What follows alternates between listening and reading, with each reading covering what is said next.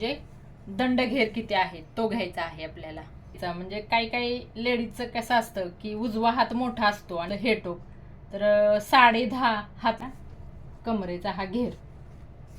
याच्यामध्ये काय करावं लागतं, ऍडिशन करावं लागतं. नमस्कार, स्वागत आहे तुमचं एका नवीन व्हिडिओमध्ये. आणि मी ब्लाउज वरती माप कशी घेते तीच माझी सोपी पद्धत आज तुम्हाला दाखवणार आहे.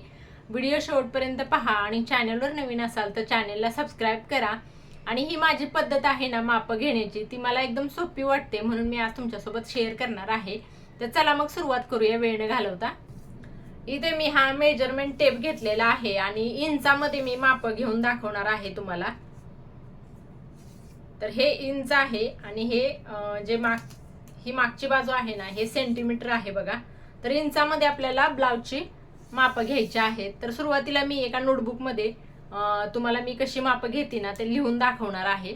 हे बघा, या नोटबुक मध्ये हे मी लिहून घेतलेलं आहे.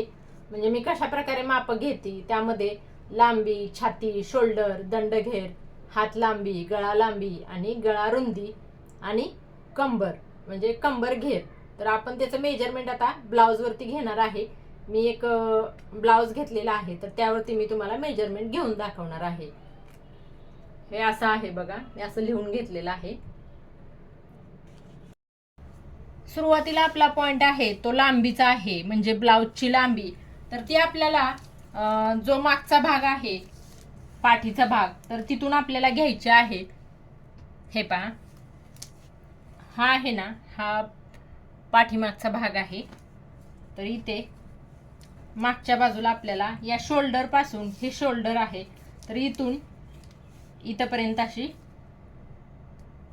मेजरमेंट टेपने आपल्याला याचं माप घ्यायचं आहे. हे बघा, आता इथे 13.5 लांबी आहे, म्हणजेच उंची, ब्लाउजची उंची. हे पहा, 13.5 आहे ही. इथे बघताय तुम्ही 13.5 उंची आहे. तर ती आपल्याला इथे लिहून घ्यायची आहे. इथे नोटबुक मध्ये 13.5 लांबी, तर ती मी लिहून घेतलेली आहे इथे. तर आता हा प्रिन्स कट ब्लाउज आहे. तर कोणत्या पण ब्लाउज वरून, म्हणजे कोणता पण ब्लाउज असू द्या, म्हणजे 4 टक्सचा असू द्या, साधा ब्लाउज असू द्या किंवा कटोरी ब्लाउज असू द्या, तर सेम हे अशाच प्रकारे मी मेजरमेंट घेते नेहमीच. तर आता हा प्रिन्स कट ब्लाउज आहे, तर छातीचं माप घ्यायचं आहे. तर छातीचं माप ना, हे हे बघा, हे आर्म होल आहे ना, तर तिथून घ्यायचं आहे. इथून ते इथपर्यंत असं, म्हणजे दोन्ही आर्म होल आहेत ना, ते टच झाले पाहिजेत. असे मी तुम्हाला दाखवते बघा. हे पहा, हे असं घेतलेलं आहे बघा. तर आता इथं किती 18 येत आहे, म्हणजे ही फक्त पुढची बाजू आहे आणि पुढची आणि मागची मिळून आपल्याला ह्याचं मेजरमेंट घ्यायचं आहे. तर हे 36 छातीचं माप आहे बघा. 18 आहे, तर पुढची 18 आणि मागची 18, तर 18 दोन्ही 36. तर असं आपल्याला छातीचं माप घ्यायचं आहे. तर छाती 36 असं मी लिहिते इथं. आणि शोल्डर घ्यायचं आहे. ते शोल्डर हे आहे बघा, हे बघा, हे शोल्डर आहे. हे दोन आहेत ना शोल्डर, तर ते आपल्याला याचं मेजरमेंट घ्यायचं आहे.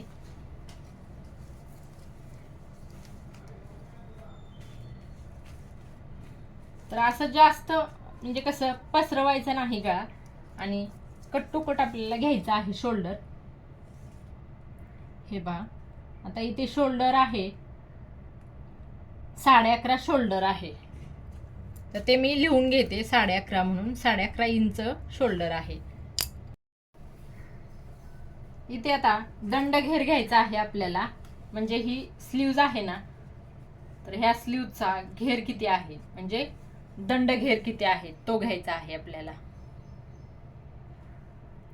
हा दंडघेर, तर तो हा असा घ्यायचा. आणि नेहमी दंडघेर घेताना उजव्या हाताचा घ्यायचा. म्हणजे काही काही लेडीजचं कसं असतं की उजवा हात मोठा असतो आणि डावा हात असतो तो लहान असतो.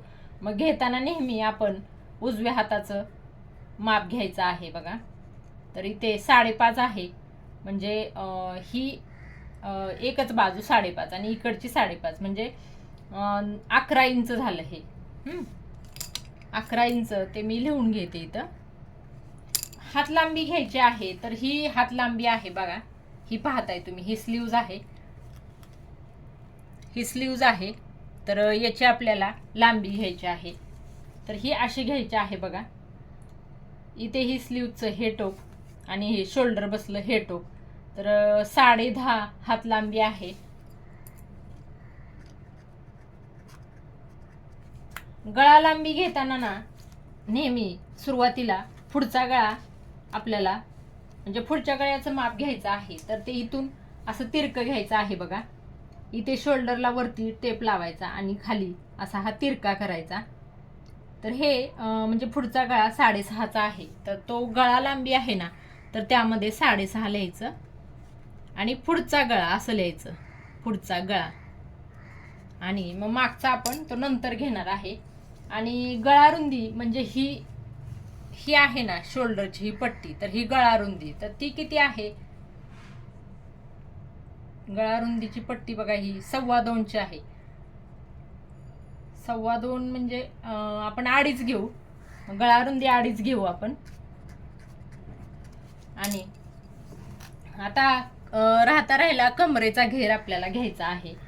तर तो आपण असा हा फुल घेर घेणार आहे. असा ब्लाऊज पूर्ण म्हणजे ओपन करायचा आणि त्याचा घेर घ्यायचा बघा. असा घ्यायचा आहे आपल्याला कमरेचा हा घेर. आणि ही माझी पद्धत मला खूप सोपी वाटते. हे पहा 3.5 आहे, ही 3.5 इंच कमरेचा घेर आहे.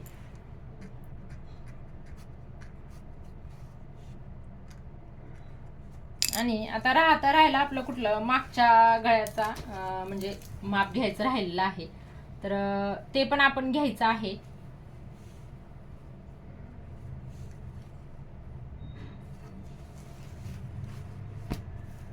हा मागचा गळा आहे. तर हे सुद्धा आपण हे इथून शोल्डर पासून हे असं तिरका टेप लावायचा आहे. तर हे 10 आहे, मागचा गळा 10चा आहे. तर बघा आपलं सगळं माप आता ब्लाऊजचं घेऊन झालेलं आहे. आणि याच मेजरमेंट वरती आपण म्हणजे कोणत्याही प्रकारचा ब्लाऊज असू द्या तो कट करू शकतो.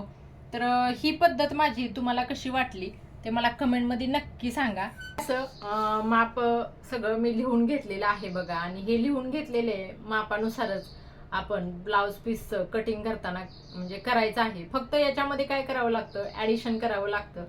म्हणजे कसं शिवताना मार्जिन ठेवावं लागतं कपड्याला. तर त्यासाठी तेवढं फक्त लांबी असेल तर त्याच्यामध्ये 1 इंच ॲड करा, किंवा छातीचा म्हणजे चौथा भाग करायचा त्याच्यामध्ये 2 इंच ॲड करायचे. मग कटिंग करताना तसं ते माप टाकताना आपल्याला ॲडिशन करावं लागतं. तर तेच आहे बघा. तर ही व्हिडिओ शेवटपर्यंत पाहिल्याबद्दल थँक्स फॉर वॉचिंग. धन्यवाद.